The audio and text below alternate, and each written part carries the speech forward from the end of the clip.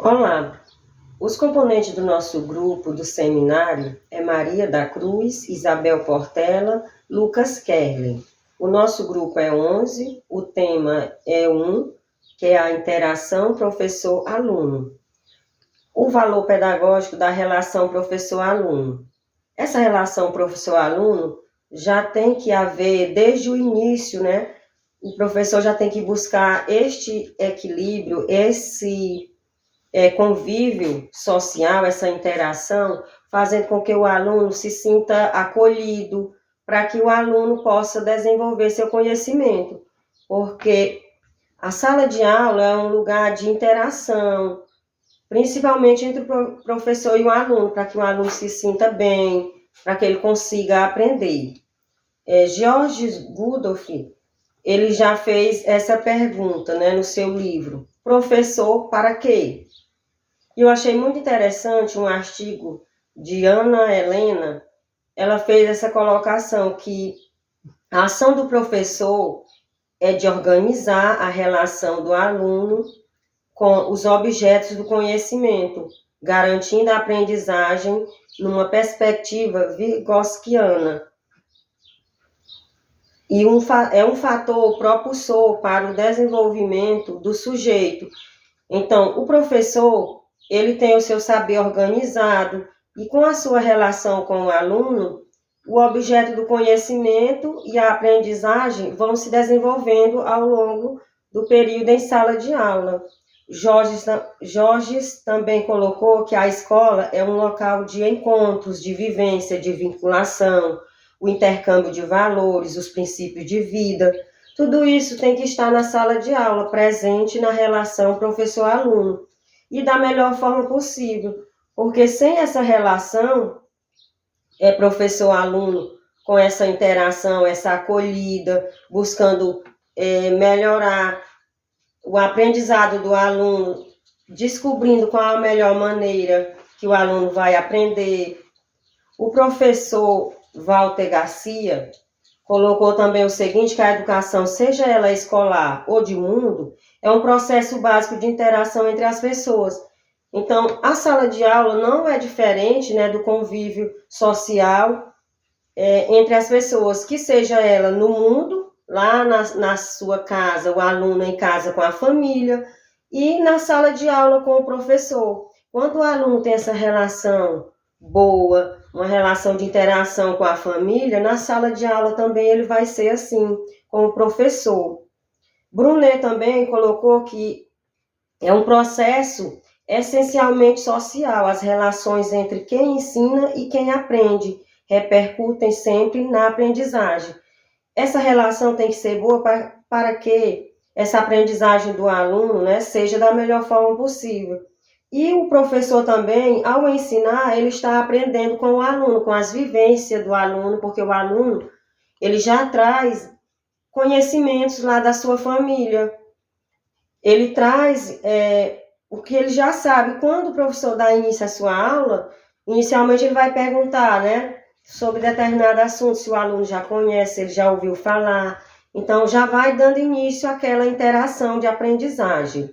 O professor tem duas funções na relação com o aluno. A primeira é a função incentivadora e energizante. O professor vai incentivar o aluno a buscar o conhecimento, a ter a criatividade desenvolvida, a desenvolver o pensamento lógico, matemático, cognitivo. Então, o professor vai ter essa função incentivadora para que o aluno desenvolva. A outra, né, é a função orientadora. O professor vai orientar o aluno, vai buscar maneiras de fazer com que o aluno desenvolva aquela atividade, aquele trabalho, com a melhor forma, orientando, incentivando, né? A junção dessas duas, né, o professor, ele é um incentivador, o orientador, e professor é como se fosse assim, professor é o psicólogo, é o médico, ele tem que identificar se a criança está doente, se está bem, se a criança tem algum problema. Então, o professor é de tudo um pouco. a importância do diálogo na relação pedagógica. Essa interação desse diálogo, né, é essencial, porque o aluno traz lá do seu ambiente familiar, do seu grupo social, o que ele já tem de conhecimento com a família, o que ele já aprendeu com a família. Esse processo é chamado de interativo, que vai para a sala de aula também, na relação do educando com o educador. O professor sempre busca, né, esse processo interativo, porque como é que ele vai identificar se o aluno está aprendendo, se o aluno conheceu determinado assunto, né, se ele está aprendendo. Então, ele tem que ir tendo esse diálogo, essa conversa, essa relação do professor com o aluno é de suma importância. O aluno, ele assimila e constrói conhecimentos, valores, crenças, hábitos, expressa, sente e vê o mundo, forma ideais, conceitos. Por que não dizer preconceito? Eu achei muito interessante isso aqui também, quando fala, por que não dizer preconceitos? Porque o aluno também ele vai formando os seus conceitos ou preconceitos. E também a forma do professor ensinar, ele pode também desfazer essas atitudes de preconceito. Então, o professor tem que usar estratégias para que ele consiga também desfazer os preconceitos que às vezes o aluno já traz lá da família. O professor, ele vai incentivar o aluno para que ele assimile e possa construir o seu conhecimento, que este conhecimento seja um conhecimento sábio, um conhecimento de mudanças, de ideias formativas, né, para a sua vida social. O professor aprende com seu aluno. O professor aprende desde o início, né, do primeiro dia de aula, e o professor ele tem o seu saber organizado, né, porque o professor estudou para poder aplicar sua aula. E o aluno, com seu saber não sistematizado, né, que ainda é meio difuso, não está bem organizado, o professor vai ter essa função. E com isso, o professor vai aprendendo com o aluno também.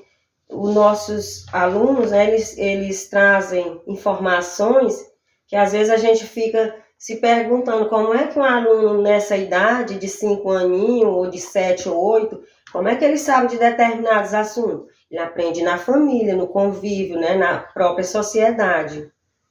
Guimarães Rosa cita em seu livro Grande Sertão Veredas que mestre não é quem sempre ensina, mas quem de repente aprende.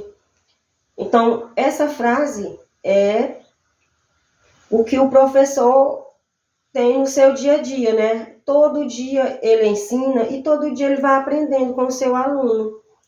Por mais que as coisas da sala de aula, alguns momentos, seja bem simples, mas em determinado momento um aluno traz uma questão, uma situação, e o professor vai aprendendo, vai ensinando.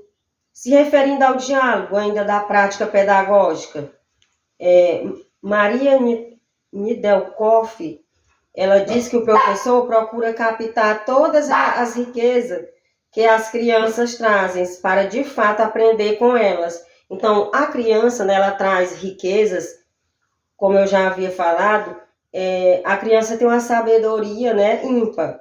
E se você buscar aprender com as crianças, faz como dizem, né, são os melhores professores, são as crianças.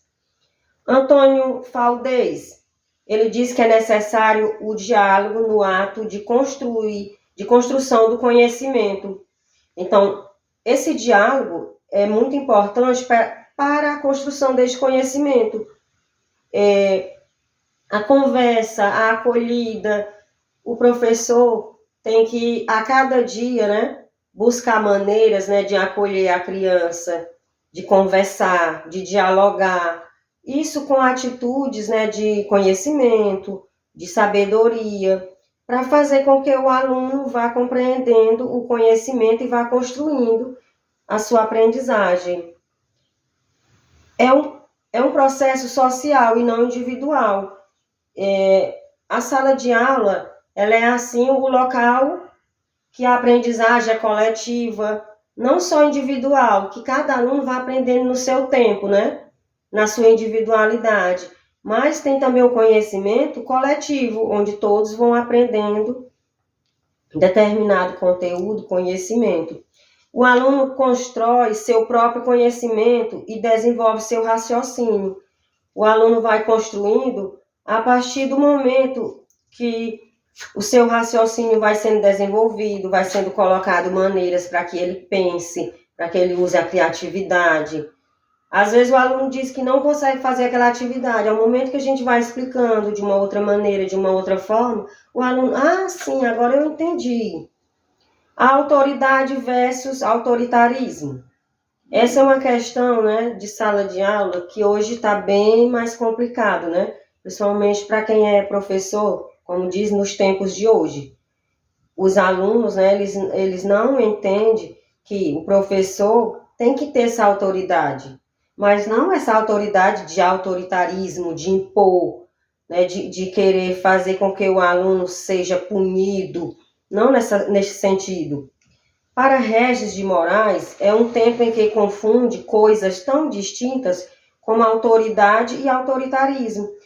A própria sociedade hoje está confundindo isso, que se o professor usa essa autoridade na sala de aula, mas não essa autoridade de impor, de querer fazer com que o aluno tenha castigos, essas coisas, não é nesse sentido. Essa autoridade é para que na sala de aula tenha um andamento, tenha regras, tenha as normas, porque o ambiente que não tem regras, não tem normas, né, ele não vai funcionar normalmente.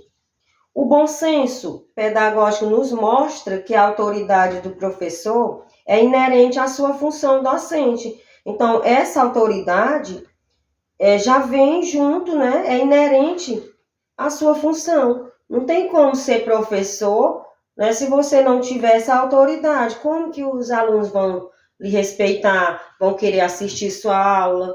Não tem como, né? Então, tem que haver essa autoridade. Essa autoridade do professor nada tem a ver com policiamento, né? Essa questão, o professor não pode ser aquele policial rígido. Não é isso, não é nesse sentido. Tem a ver com a sabedoria de usar as palavras certas para fazer com que o aluno entenda que o professor, ele está ali à frente, que é ele que está comandando, que é ele que está ministrando a aula, que os alunos têm que ouvir, né, têm que entender aquele conteúdo, têm que participar. Mas se, enquanto uma sala de aula com 20, 30 alunos, se o professor não tiver essa autoridade, aquela sala de aula vira aquela bagunça, fica uma coisa ao léu, né? O professor exerce a autoridade incentivadora e orientadora com a atitude dialógica. Então, essa autoridade, o professor vai conversar, vai explicando o conteúdo, vai orientando, fazendo com que o aluno entenda que tem normas, que tem regras, que devem ser obedecidas, né, que devem ser cumpridas. Tanto o professor tem seus direitos, seus deveres, como o aluno também. Bom, essa era a parte, né, do seminário. Os demais colegas, né, a Maria da Cruz e o Lucas Kelles, vão dar continuidade no nosso tema, né, que é a interação professor-aluno.